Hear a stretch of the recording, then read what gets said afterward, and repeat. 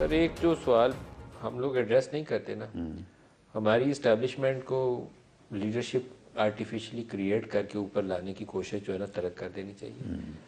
2 دفعہ آئی جی آئی پہلا تجربہ تھا، پی ٹی آئی دوسرا تجربہ تھا، اس کا فال آؤٹ ہم بھگت رہے ہیں ابھی۔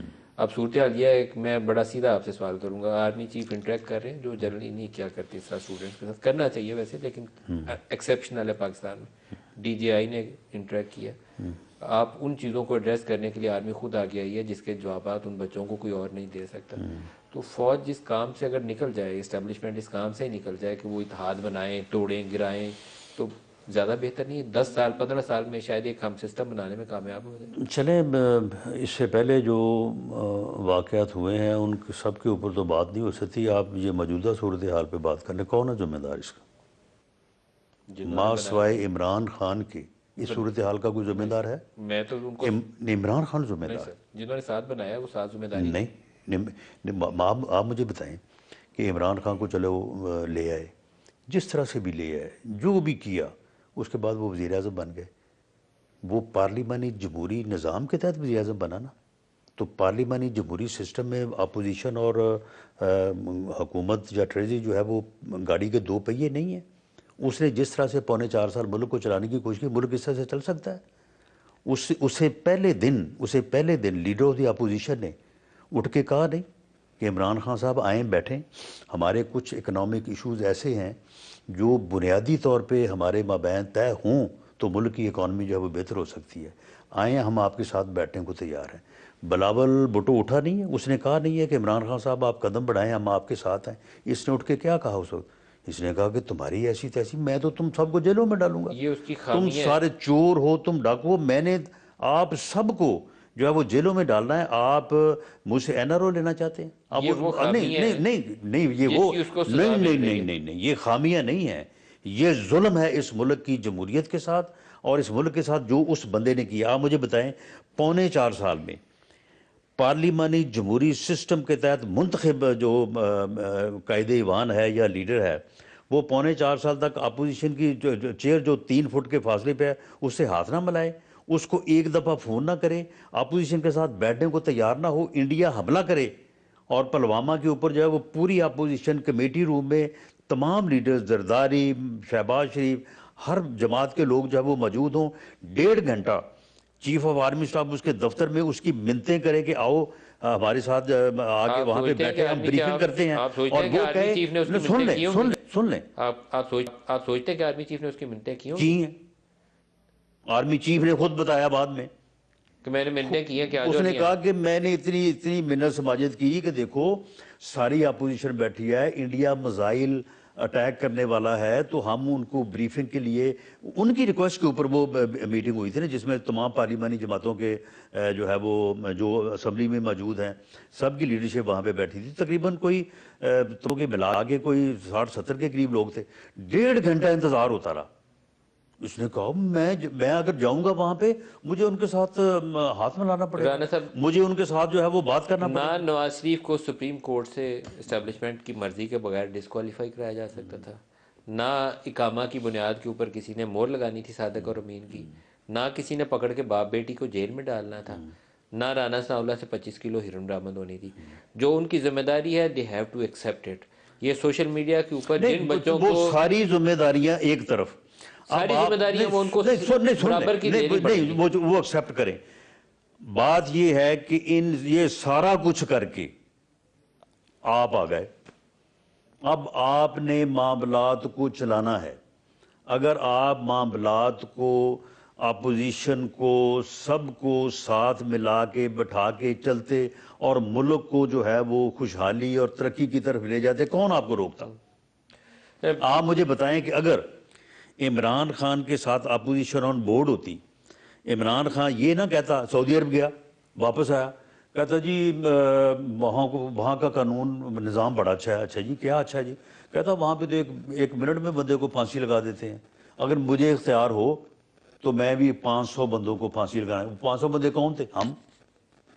تو معاملہ یہ ہے کہ اس بندے نے ایک ایسی صورتحال پیدا کر دی کہ اسٹیبلشمنٹ بھی اس کا ساتھ نہ دے سکی، وہ بھی پیچھے ہٹے، اس نے کہا کہ دیکھو یہ چوکیدار جو ہیں گھر میں اگر چور گھس آیا ہے تو یہ چوکیدار جو ہے وہ کہتا میں نیوٹرل ہوں، ان کو بھی جو ہے وہ اسٹیج پہ جب لڑائی ہوگی تھی پہلے سیم پیج تھا تو سیم پیج پہ ذمہ داری سیم پیج کی ساروں کو لینی پڑتی ہے.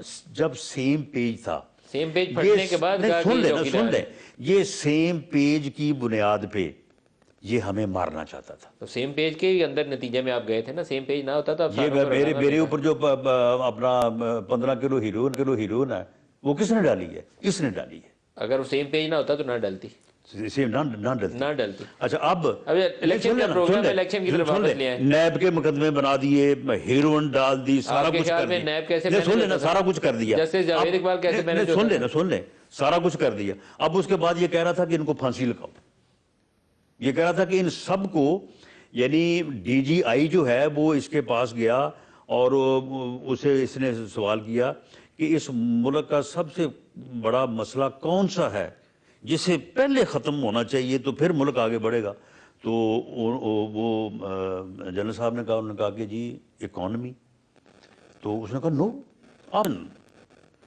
اب یہ اپوزیشن کو اسٹیبلشمنٹ کے لیے ختم کرنا چاہتا تھا. جب انہوں نے اس کے اوپر ساتھ نہیں دیا، ان کے ساتھ لڑائی ہو گئی. آپ مجھے بتائیں کہ اس لڑائی میں ہم پھر ان کا ساتھ کیوں نہ دیتے؟ آپ نے اسٹیبلشمنٹ یعنی سن لے نا، آپ نے ایک دفعہ پھر اسٹیبلشمنٹ کے ساتھ سن لے نا، پہلی دفعہ نہیں دیا. نہیں سن لے، ہم اسٹیبلشمنٹ کا ساتھ اس لیے نہ دیتے کہ یہ ان مقدمات میں جو ہے وہ ہیروئن میں ہمیں پھانسی لگا دیتا. یہ ہمیں یہ کرنا چاہیے تھا. آپ اس وجہ سے گئے تھے کہ ہیروئن میں پکڑ کے انہوں نے اندر ڈال دیا، اس لیے آپ نے اسٹیبلشمنٹ سے دوبارہ نہیں. ہم نے جب اسٹیبلشمنٹ کی مدد سے یہ اپوزیشن کو صفحہ ہستی سے مٹانے کی، اس ملک سے جمہوریت کو ختم کرنے کی، سیاسی جماعتوں کو تہس نہس کرنے کی کوشش کر رہا تھا، تو اس کوشش میں جب اسٹیبلشمنٹ نے اس کا ساتھ نہ دیا، اس کے ساتھ اس کی لڑائی ہو گئی، تو آپ مجھے بتائیں کہ ہم کس کا ساتھ دیتے؟ الیکشن کے ایک دو سوال کر لیں، اس بحث کو ہم دوبارہ کنٹینیو کریں گے.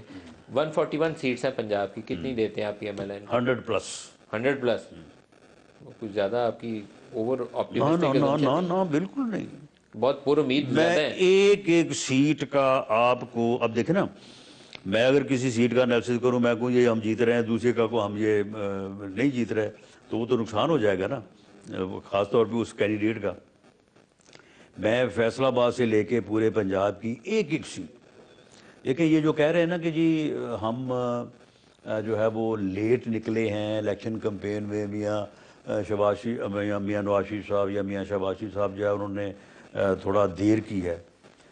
ایک میں آپ کو بات بتا دوں، جلسے الیکشن نہیں جیتتے، ریلیز الیکشن نہیں جیتتے، فیصلے جیتتے. اگر آپ فیصلے درست کر لیں اور کینڈیڈیٹ جو ہے وہ صحیح پٹ کریں، اس کے بعد جو ناراضگیاں پیدا ہوں ان کو ریڈریس کریں، تو پھر وہ فیصلے جیتے ہیں. یہ جلسے نہیں جیتے، 8 فروری نہ کو کمپین جیتی. آپ کی جماعت کو اگر اکثریت مل جاتی ہے یا سادہ اکثریت کے قریب آ جاتے ہیں، کولیشن بنائیں گے، آپ کی جماعت سے وزارت عظمیٰ کا امیدوار کون ہوگا؟ میاں نواز شریف. یہ طے بات کلیئر ہے، کوئی بہام تو نہیں؟ یہ کوئی اسٹیبلشمنٹ سے کوئی رکاوٹ تو نہیں آئے گی؟ نہیں، اسٹیبلشمنٹ سے میرا نہیں خیال کہ کوئی رکاوٹ آئے گی، اور اسٹیبلشمنٹ سے کوئی رکاوٹ بھی نہیں ہے، اور اسٹیبلشمنٹ کی کوئی مداخلت بھی نہیں ہے، اور اسٹیبلشمنٹ مداخلت کرنے کے موڈ میں بھی نہیں ہے. اسٹیبلشمنٹ کی جو ہے وہ صرف ایک ہی بات ہے، 9 مئی کو وہ فراموش کرنے کو 9 مئی تیار ریڈ نہیں لائن ہے جس کو وہ 9 مئی کو وہ بھولنے کو تیار نہیں ہے، 9 مئی کے کرداروں کو وہ معاف کرنے کو تیار نہیں ہے. اس کے علاوہ آپ مجھے بتائیں کہ پیپلز پارٹی کو کوئی ہے رکاوٹ ہمارے خلاف؟ باقی جماعتوں کو ہمارے خلاف کوئی رکاوٹ ہے؟ بلکہ انہیں ہمارے اوپر ایج حاصل ہے. ایک اینڈ ہے پروگرام کا، تھوڑا سا یہ بتا دیں کہ آپ کی اتحادی جماعتیں کون کون سی ہوں گی 8 فروری کے بعد؟ دیکھیں ہم تو سب کو ساتھ لے کے چلنے کے قائل. آئی پی پی سے آپ نے سیٹ ایڈجسٹمنٹ کی ہے، تو علیم خان، جہانگیر ترین تو آپ کے اتحادی ہوں گے. آپ نے ایم کیو ایم سے کی ہے، وہ بھی آپ کی اتحادی ہوگی. نہیں دیکھیں، اگر آپ کو 21 اکتوبر کی میاں نواز شریف کی سپیچ سنی ہے، یقیناً آپ نے سنی ہے، تو اس میں جو انہوں نے کہا کہ میری 40 سالہ سیاسی زندگی کا نچوڑ یہ ہے کہ اس وقت ملک جس دورائے پہ ہے، سب مل کے، سب سے مراد سب ہے، سب مل کے اس کو نکالیں گے تو نکلے گا، ورنہ یہ کسی کے بس کا روگ نہیں رہا۔